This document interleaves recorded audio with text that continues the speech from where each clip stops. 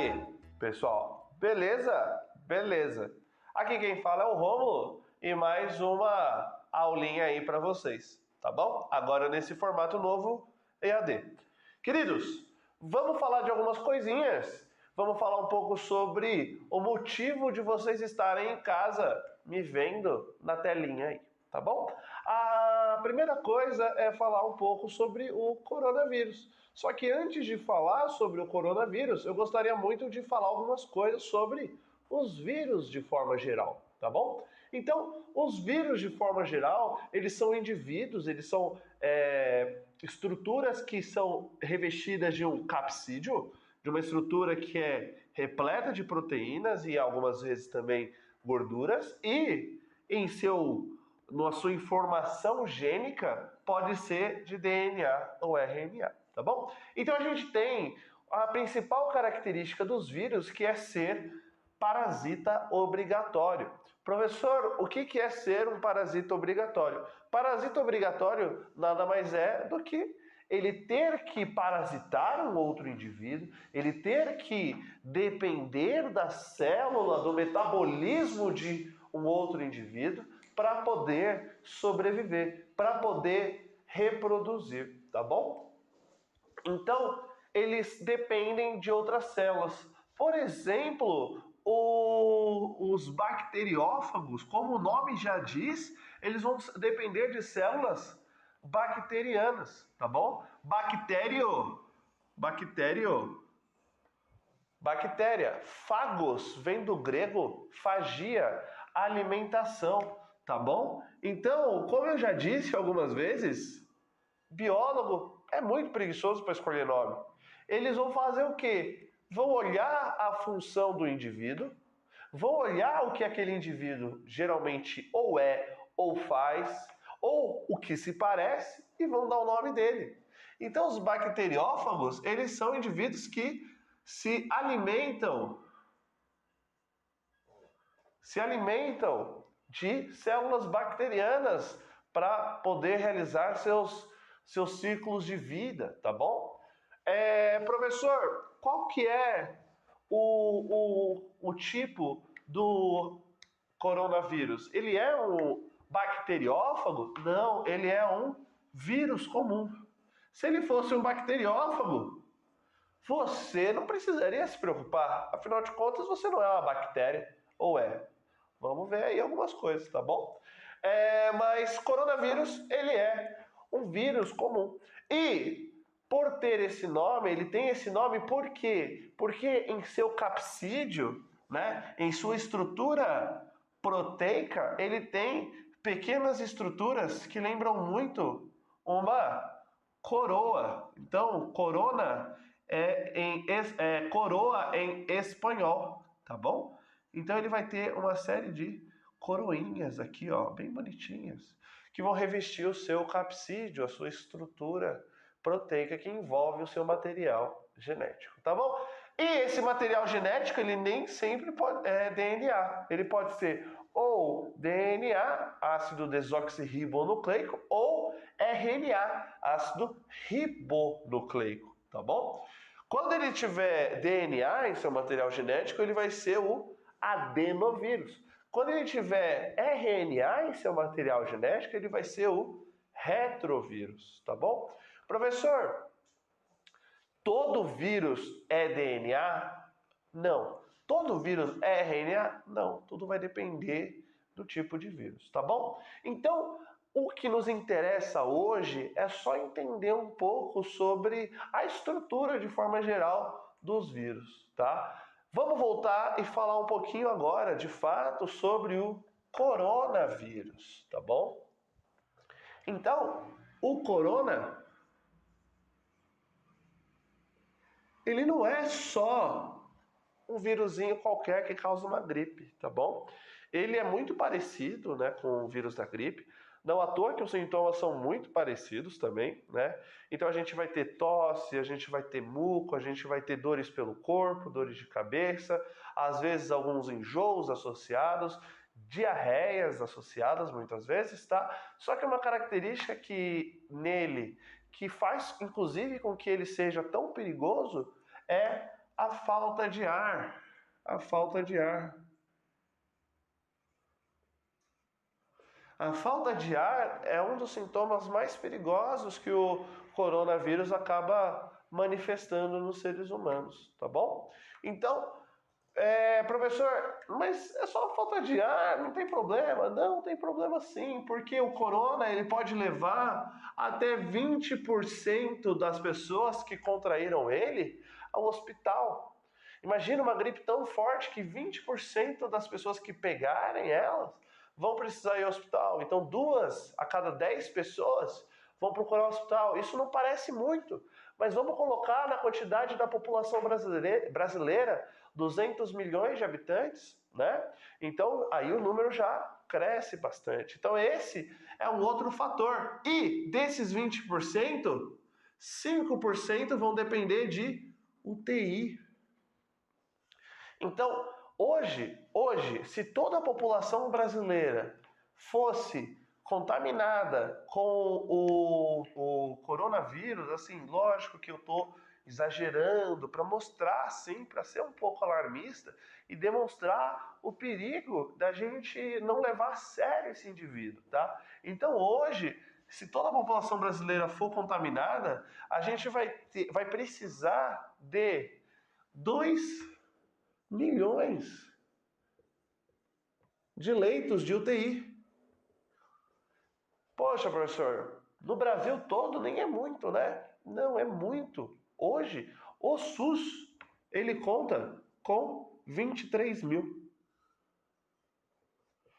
Daí você fala assim, 23 mil no total? Não, 23 mil no total. Mas, e os ocupados? Quantos são ocupados desses 23 mil? Tá? Então, o problema do corona, o problema que o coronavírus gera é que ele, além de ser 20 vezes mais forte do que o vírus da gripe, ele acaba levando uma grande quantidade, uma grande parcela de indivíduos a necessitarem da UTI, necessitarem da unidade de tratamento intensiva, tá? Então, o que isso significa? Significa não somente um problema de saúde, mas também um problema logístico, tá? Porque se a gente tem 23 mil, como que os hospitais vão atender os outros indivíduos? Como que os hospitais vão acolher e tratar? Porque a falta de ar, ela é um sintoma muito grave que leva o indivíduo a precisar de inalação, precisar de oxigênio. Tá certo? Então, pelo indivíduo precisar de oxigênio, muitas vezes esse oxigênio acaba estando em falta nos hospitais, beleza? Então, ele deve ser levado a sério, deve ser levado muito a sério, tá? Professor, como assim? Quais são as perspectivas? A gente vai fazer um gráficozinho aqui só para estabelecer. Aqui é o número de casos. E aqui é o tempo.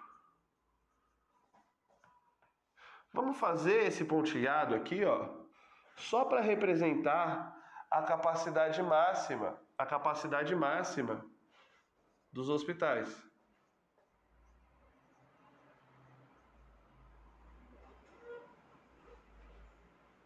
Tá bom?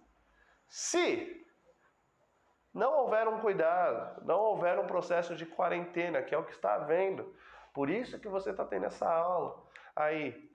Se não houver, a gente vai ter um crescimento exponencial dos casos.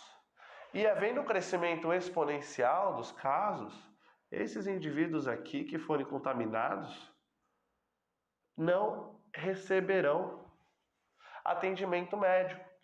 E, por não receber atendimento médico, poderão aumentar as chances de vir a óbito. Principalmente o grupo de risco. Quem são eles? Grupo de risco: pessoas com 65 anos ou mais, pessoas com problemas cardíacos, problemas crônicos, pessoas com problemas crônicos respiratórios e diabéticos.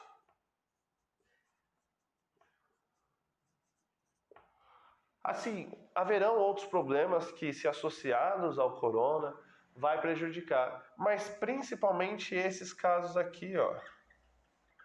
Esses casos de cardíacos não, perdão, problemas respiratórios crônicos, porque o vírus, ele ataca os alvéolos pulmonares, estruturas do pulmão que se assemelham muito a sacos de ar, que vão ser preenchidos pelo ar atmosférico que você inala, e nessas estruturas pulmonares, nos alvéolos pulmonares, é onde haverão as trocas gasosas, onde o seu sangue será oxigenado e o gás carbônico que o seu corpo produziu, né, na respiração celular vai ser eliminado.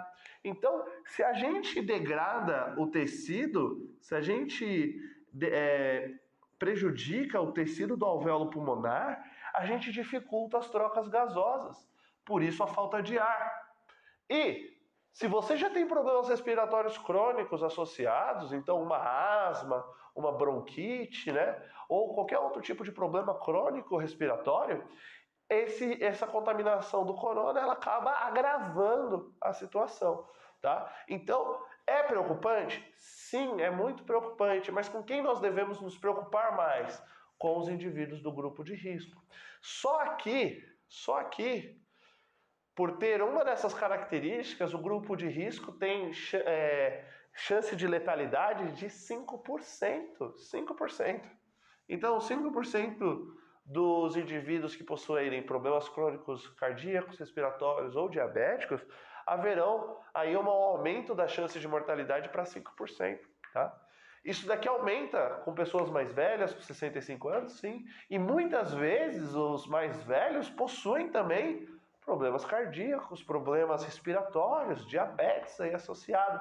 Isso tudo faz com que o aumento das taxas de mortalidade, o aumento da chance de mortalidade seja preocupante.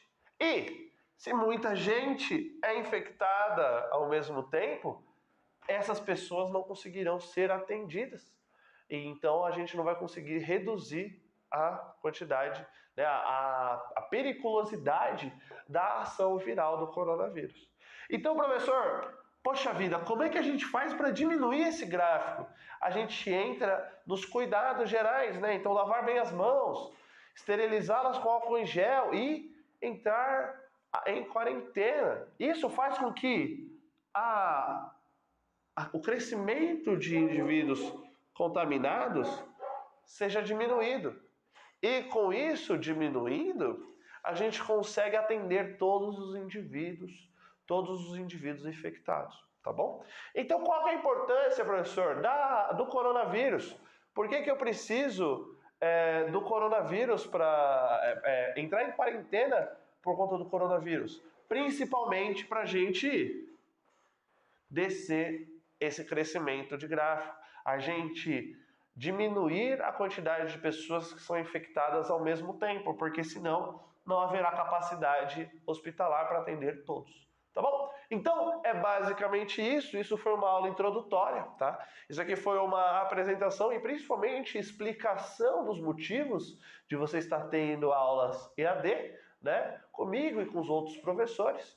Mas é isso, tá bom? Um grande abraço, um beijo no coração de vocês e tenham uma excelente tarde, noite ou manhã depois.